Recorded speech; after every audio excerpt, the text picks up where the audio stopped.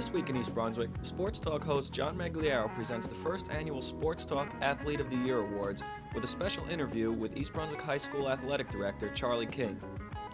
Then we'll visit the community beach where East Brunswick children's librarians tell their stories in the sand, and of course, our regular features. Pet care with Animal Control Officer Mike Mansfield. Health Facts with Ken Shalhoub. Today's topic, botulism. Consumer advocate Adrian Eisner with information on buying a new car, and our Township Council review. But first, a look at next week's Channel 8 schedule. Monday at 10 a.m., it's Look Great, Feel Great with Lenore Kulik and aerobic dancing. At 10:30, Target with Paula Durant and her guest, East Brunswick Township Finance Director, L. Mason Neely. Tuesday at 7:30, Ken Shalhoub discusses sudden infant death syndrome with his guest from St. Peter's Medical Center. And at 8, Paul Hansen explores the world of Ginnie Mae Trust with his guest, Glenn Frum, on You and Your Money. Wednesday at 3, we have Reading Rainbows, a PBS production, and at 7:30, Spotlight on Education takes a look at the industrial arts in the school system. And we'll be back Thursday at 7 and 8 with an all-new This Week in East Brunswick. And be sure to check the Channel 8 program schedule for repeats of these shows. Hi, I'm John Migliaro, host of Sports Talk, with a special announcement that we think you might be interested in. We at Sports Talk have for the first time created a special award recognizing the male and female high school athlete of the year. We are proud of this award and hope to present it each year to those athletes that have distinguished themselves both on the field and in the classroom. This year I'm pleased to announce that our award recipients are Glenn Pazinko and Dawn Borchell. Unfortunately, both Glenn and Dawn are not with us this evening, as both are traveling outside of the United States. But to provide us with some insight on both of these fine athletes, we have Charlie King, Athletic Director, standing by. Charlie, welcome to this special Sports Talk feature. Thank you, John. Charlie, if you would, take a moment and give us some of your insights about these two fine athletes, Glenn Pazinko and Dawn Borchell. Be my pleasure. Two very, very fine athletes. Had great careers here at East Brunswick, not only this year, but for their 3 years here at the high school. Matter of fact, Dawn participated as a ninth grader as well. So, as I said, truly outstanding athletes, both of them. Let me talk about Dawn first. She had a fantastic senior year. She was a participant in soccer, and again this year the soccer team had a great season, completing a conference championship, county champions, and went to the sectional finals in the States. And Dawn was very much a part of that. We try to concentrate really on what the teams do as opposed to the individuals, and I know we're honoring two individuals here with these two awards. So Dawn in soccer was all-county, all-conference first team, and she made the all-state teams, which are published by the Star-Ledger newspaper. So she, for her 3 years, was right there consistently as one of the best. In the wintertime, she participated in winter track and was an outstanding hurdler. The winter season for the girls is a difficult one. However, in that dual meets are very tough to come by, and we have to concentrate on the big meets. And she is a state caliber hurdler. In the spring, she runs spring track again, and she had another super season. She has in the past, and again this year, finished in the state sectionals in the top 5 in the state, which is outstanding. Unfortunately, this year she had to make a choice between running in the state finals, which were rained out on a Wednesday night and moved to a Friday night, so it was conflicted with the prom. So she had to make that decision. And after all of the time and effort that she's put into the athletic program, it was a very difficult decision for her. But again, she's a state caliber athlete. She was our nominee to the Middlesex County athletic director's scholar athlete. She won the East Brunswick Athletic Association Scholar Athlete Award, which is presented at our athletic banquet. So we're very happy that you chose to select her as your winner of this year's senior award. As you must have made a good choice because everybody else selected her as well. So Dawn Borchell is going to Rutgers next year. She hopes to compete in athletics. I think she's a little unsure of whether or not it's going to be track or soccer. In my opinion, she can compete at the intercollegiate level in either one of those sports. And we're going to miss her here. We're going to miss a lot of great seniors that we graduated this past season. I've said before, this season probably was the best in the history of the school. Certainly one of the best years that we've ever had. And it's people like Dawn Borchell that make that possible. So we are going to miss her.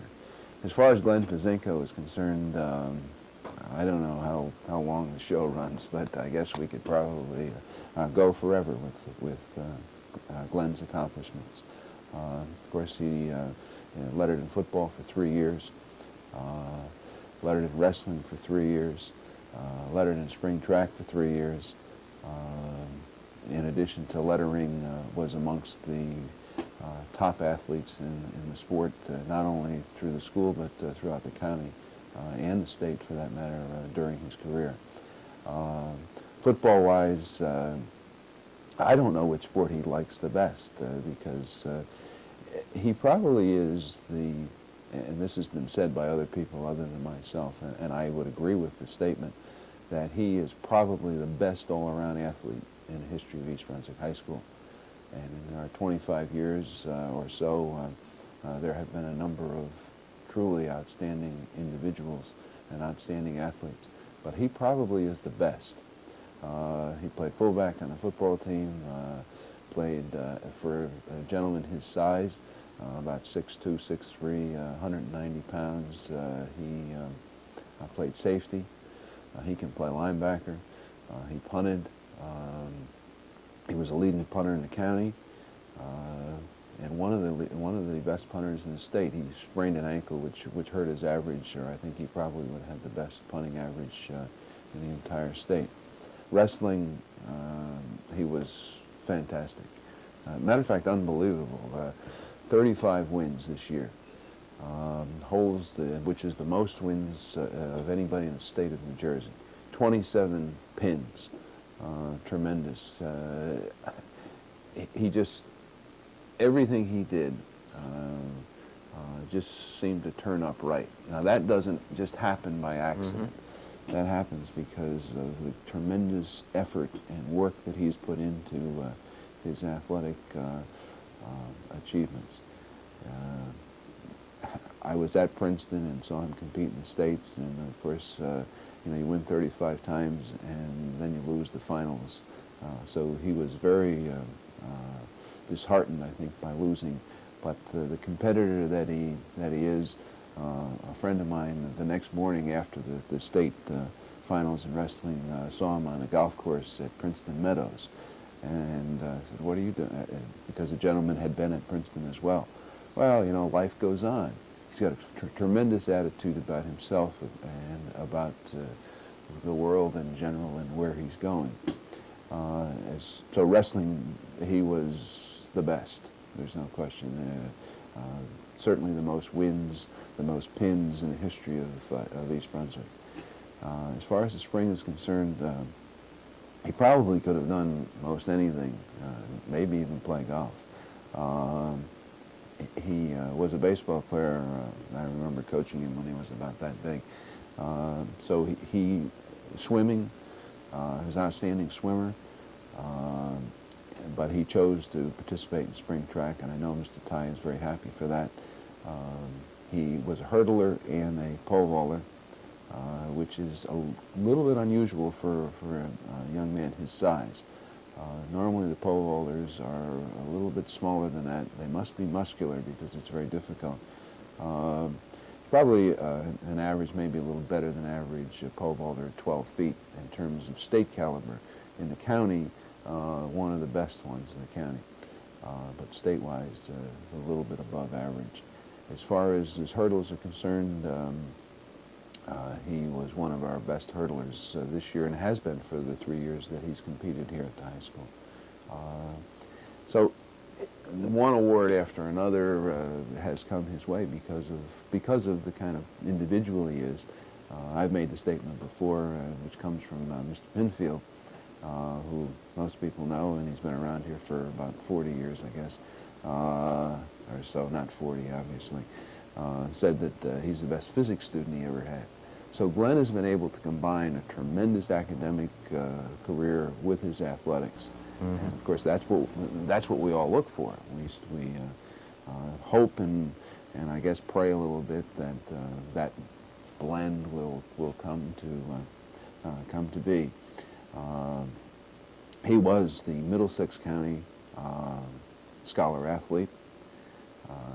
He was the East Brunswick Athletic Association Scholar Athlete. He was the Big E winner, which is the award selected by the head coaches for the outstanding athlete. It's based on athletic accomplishment. So every award that you can possibly imagine. He was a Bill Denny Chapter Football Hall of Fame Football Foundation winner. And he deserves every accolade that he could possibly get. The kind of, just let me, one last statement about Glenn. He's the kind of athlete that this kind of typifies what he has done. He had a very long season, very successful, but long and tedious and very wearing. And turning towards the end of the track season, you could see that he was a little bit tired. Well, track season was over, and 1 week later we held the decathlon, Middlesex County Decathlon Championship here. And I said, "Aren't you going to quit?" He said, no, he was out practicing, getting ready for the decathlon, in which he competed, and in which he finished a very close second. He had won as a junior, and this year he finished second in the decathlon in the county. Tremendous competitor, a great student. And as I said before, as in the case of Dawn, who we're really going to miss, we're going to miss Glenn Pazinko as well. Mm-hmm. So it has been a great career for both of them, and we'd like to thank Channel 8 and Sports Talk for honoring two very fine athletes. Thank you very much. Charlie, thank you for being with us this evening. And let us offer our congratulations to you and your staff for another outstanding high school athletic season. Thank you very much, John. Well, as we learned a little bit more about Dawn and Glenn, let me point out that as part of the Male and Female High School Athlete of the Year Award, we have provided a plaque that you see to my right here that will hang in the library for all township residents to view. In addition, both Glenn and Dawn will receive this certificate of honor, another way of showing to their friends and family that they have won this special award. Needless to say, we here at Sports Talk are very pleased to honor both Glenn and Dawn and have been proud to follow them throughout their high school career. I hope you would join me in applauding both of these two fine athletes. Thank you very much for being with us this evening. Hi, I'm Dolly Vaster for This Week in East Brunswick, and I just wanted to remind all of you out there about this Sunday night, July 14th, 7 o'clock p.m., right here at the gazebo on the municipal grounds, the first in our summer series of concerts sponsored by the East Brunswick Arts Commission and the Division of Parks and Recreation. The concert, you want to know who's playing? Well, I'll tell you who's playing. It's the Jazz Experience, back by popular demand. Jazz Experience featuring Harry Pickens on the piano, Jim Schenk on bass, and Yusuf Ali on percussion.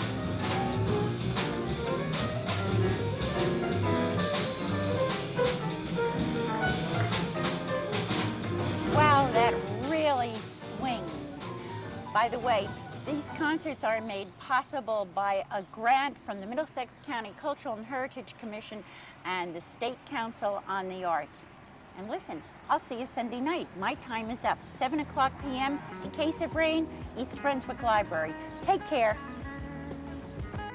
Summer is a good time for a visit with the kids to the community beach.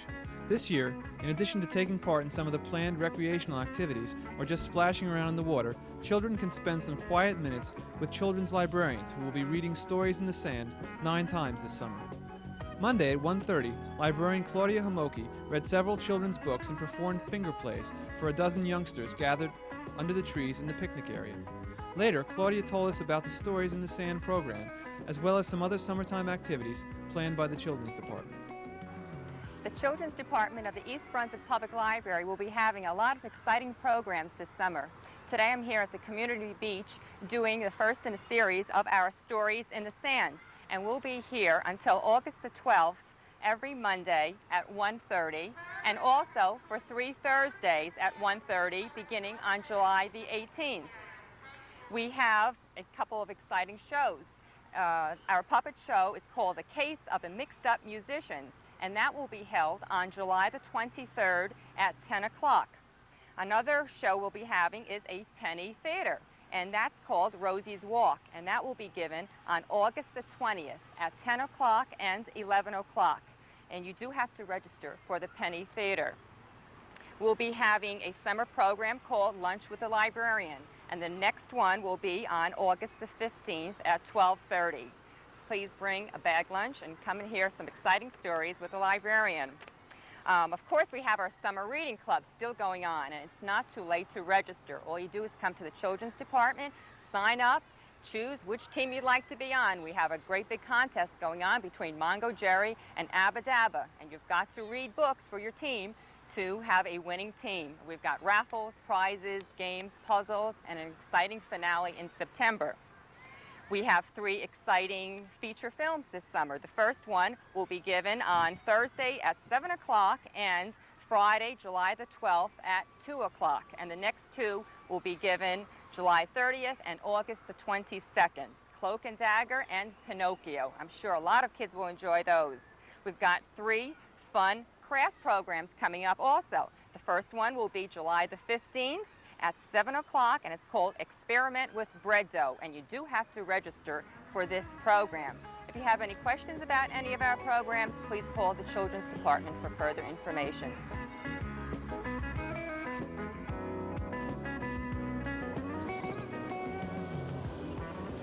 How do you do today? I'm Special Officer Mike Mansfield, East Brunswick Animal Control. I wanted to talk to you a couple minutes about dogs left in cars during the summertime and the heat that we have. To leave a dog in any car at any time during the summer is cruel. It's also against the law. You can be charged with cruelty to animals, but it will kill your dog in approximately 5 to 10 minutes, or he will suffer irreparable damage to his brain from the heat. Dogs do not sweat as we do. They need to lap water with their tongue and pull cool air across their tongue to cool down their body. When you leave your dog in the car, all he has is hot air. We have a thermometer in this car. We put it in here approximately 15 minutes ago, and the temperature is up to 120 and past. The thermometer cannot read any higher. So temperature may even be 140 in this car. And we have left the window open to show you that it's detrimental to the health and welfare of your animal to be left in the car. Should you leave your dog in the car and he is suffering from heat prostration, you should get him out of the car immediately, wrap him in a wet, moist blanket, but do not give him a drink of water. Just give him ice cubes to lick and get him to the veterinarian just as quick as possible. I would also remind you that you should not leave your children in the car. 106 degrees, human beings do die. Do not leave any animals or any children in cars. If you're 15 minutes in this car, it could be the time you run in to get a loaf of bread at ShopRite and come out again, and your animal would be dead. This is Mike Mansfield. If you have any questions, you can reach me at East Brunswick Animal Control at 390-6960. Please leash your dog and show respect for your neighbors.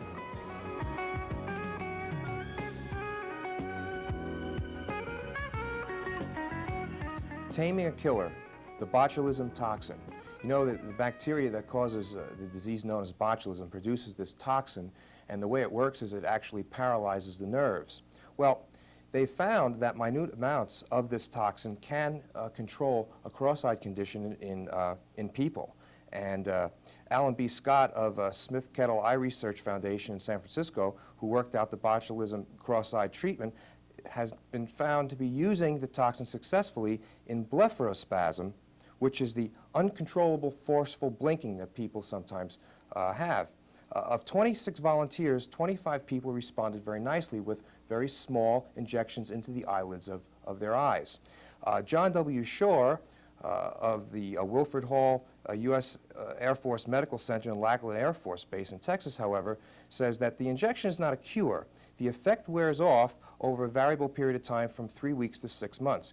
Repeat injections stop the severe blinking, but whether people can tolerate the toxin over the course of years remains to be seen. Interesting to find that a toxin like this, which is identified as a killer, can be used in minute amounts to correct certain neural problems. Thanks for watching. See you next week.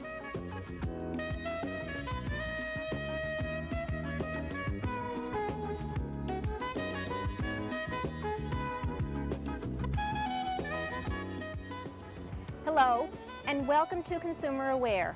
I'm Adrienne Eisner of the East Brunswick Consumer Affairs Office. If you are in the market to purchase a foreign car, be sure to check for the Monroney sticker on the window of the car. The Monroney sticker is named for Senator Mike Monroney, sponsor of the Automobile Information Disclosure Act. The sticker provides the consumer with a great deal of information about the manufacturer's suggested retail price, its standard and optional equipment, and also the shipping costs. Cars that are missing the Monroney sticker could be gray market automobiles that do not meet federal requirements. The United States Environmental Protection Agency sets pollution emission standards for cars sold in the United States. Also, the United States Department of Transportation sets safety standards involving the windshields and glass, the performance of headlights and other equipment, and also the impact resistance of doors. Cars without Monroney stickers appear to have been sent here through Guam, Puerto Rico, and the United States Virgin Islands. The Division of Consumer Affairs is also investigating reports of Japanese cars being imported through Panama and Canada. So remember, look for the Monroney sticker before you purchase the car. It should give you assurance that your car meets United States standards. If you have any questions about the purchase of a car, please be sure to call us at the East Brunswick Consumer Affairs Office. Our telephone number is 390-6954. Thank you for joining me on Consumer Aware. Hope I'll be seeing you again next time. At this week's Township Council meeting, the Council unanimously turned thumbs down on an ordinance that would enable the Township to place liens against the property of Edgeboro Landfill if the owners of the landfill did not keep the surrounding Edgeboro Road area clean. The ordinance required that the Edgeboro Landfill Incorporated would remove filth, garbage, trash, and debris from Edgeboro Road between the entrance gate to Edgeboro Landfill and Route 18, and to provide for such removal if Edgeboro Landfill Incorporated failed to do so, and to impose liens upon the lands owned by Edgeboro Disposal Incorporated. Township Administrator Gregory Fahrenbach said he was notified at 3 p.m. Monday by code enforcement officers that the landfill owners had failed to clean the area that day. But Councilman Russell Walker said he had visited the area at 4 the same day and found it clean, and suggested that the ordinance not be introduced. All three councilmen in attendance, Councilman Walker, O'Connor, and Becker, agreed. That's all for this week. Thanks for watching.